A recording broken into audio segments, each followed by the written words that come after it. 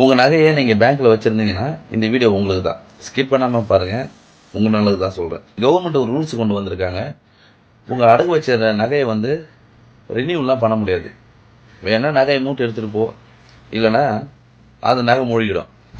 நகை மூழ்கிட போதுன்னு இப்போ நம்ம என்ன பண்ணுவான், வட்டிக்காரன்ட்ட போய் வட்டிக்கு பணத்தை வாங்குவோம்.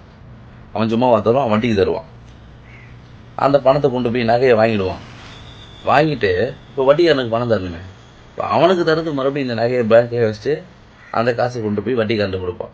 இப்போது நம்ம கையிலேருந்து எக்ஸ்ட்ரா வந்து வட்டியை அவனுக்கு சேர்த்து கொடுக்க வேண்டிய சூழ்நிலை. இப்போ நம்ம கஷ்டப்படுறோம். நம்மகிட்ட பணமாக குவிஞ்சு கிடக்குது, சம்பளமும் கம்மி, விலைவாசி ஏறி போச்சு, வாழவே வழி இல்லை. இந்த நிலைமையில் இப்படி ஒரு பிரச்சனை. மூலவங்களுக்கு இது பார்த்தாலே வரிகளை வந்து ஏற்றி வச்சிட்டிங்க. எல்லாத்துக்கும் வந்து ஜிஎஸ்டி வரியை போட்டு சாவடிக்கிறீங்க.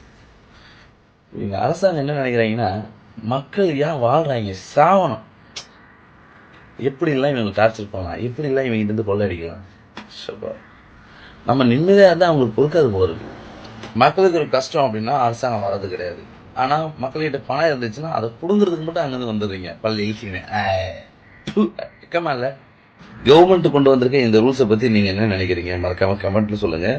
இப்படிப்பட்ட ஒரு விஷயம் வந்து இன்னும் பல பேருக்கு தெரியல. அதனால் மறக்காமல் உங்கள் ஃப்ரெண்ட்ஸுக்கு ஷேர் பண்ணுங்கள். தெரியாதவங்களுக்கு தெரியப்படுத்துங்க, தயவு செஞ்சு தெரியப்படுத்துங்க.